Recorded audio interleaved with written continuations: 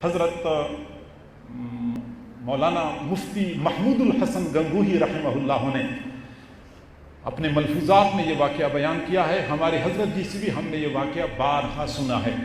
حضرت شاہ عبد العزیز رحمۃ اللہ علیہ کے پاس ایک مرید آیا اور مرید نے کہا کہ حضرت یہ حافظ شیرازی رحمہ اللہ کا قول ہے، شعر ہے، بمے سجادہ رنگین کن گرت پیرے مغاں گوید، بمے سجادہ رنگین کن گرت پیرے مغاں گوید کہ سالک بے خبر نہ بود ز رسم راہ منزلہا.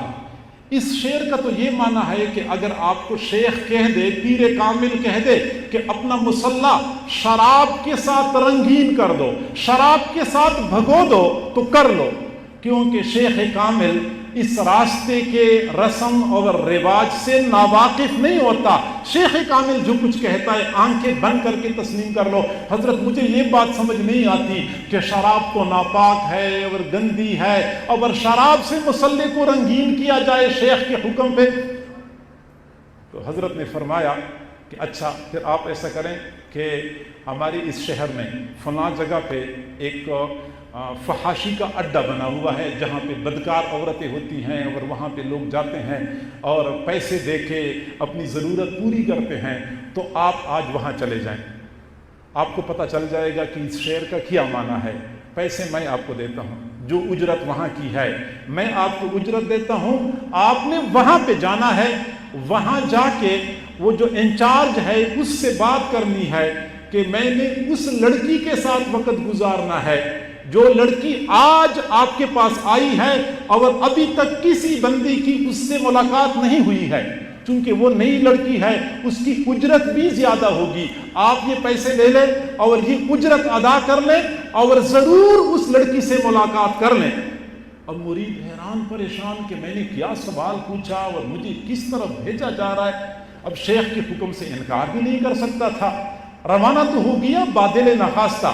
شیخ نے پھر بلا لیا کہ بھائی میں آپ کو بتا رہا ہوں موقع ضائع نہیں کرنا، آپ نے ضرور جانا ہے اور اس لڑکی سے ملنا ہے جو آج وہاں پہنچی ہوئی ہے.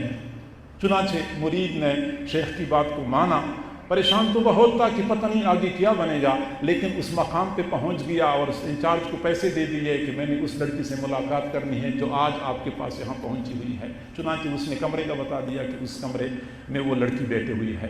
اب یہ اپنے ساتھ مصلح بھی لے کے چلا گیا تھا اور وہاں دروازے کے پاس مصلح بچھا کے نفلیں پڑھنی شروع کر دی اور سوچ رہا تھا کہ یا اللہ مجھے اپنے شیخ نے کیا حکم دیا ہے، اب میں غیر محرم خاتون کے پاس، اجنبی عورت کے پاس فحاشی اور بے حیائی کے اڈے میں جا رہا ہوں.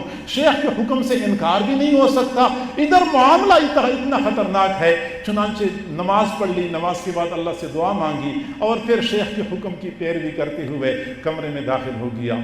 جو ہی داخل ہو گیا اس کے تو قدموں کی نیچے سے زمین نکل گئی جب اس نے دیکھ لیا کہ وہاں کمرے میں موجود اس کی اپنی جوان العمر بیٹی تھی. جوان العمر بیٹی موجود تھی.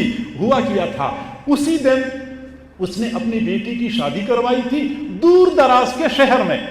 اب راستے میں ڈاکوؤں نے بارات کو لوٹ لیا، سامان وغیرہ چھین لیا، لوگوں کو کچھ کو گرفتار کر لیا اور کچھ بھاگ گئے اور دلہن کو اٹھا کے وہاں فحاشی کے اڈے پہ پہنچا دیا، وہاں بیچ دیا، اس کی قیمت وصول کر لی. تو گویا کہ شیخ نے بتا دیا کہ بمے سجادہ رنگین کن گرد پیرے مغاں گوید کہ سالک بے خبر نبوت ز رسم راہ منزلہا. شیخ کے حکم کے سامنے پھر اپنی نارسا اور نابالغ عقل کا استعمال یقیناً بندے کے لیے محرومی کا ذریعہ بن جاتا ہے. یہ وہ میدان ہے جس میں عقل کے پاؤں لنگ ہیں. لوٹ آئے جتنے فرزانے چلے، لوٹ آئے جتنے فرزانے چلے، تاب منزل صرف دیوانے چلے. صرف دیوانے ہوتے ہیں جو منزل پہ پہنچتے ہیں.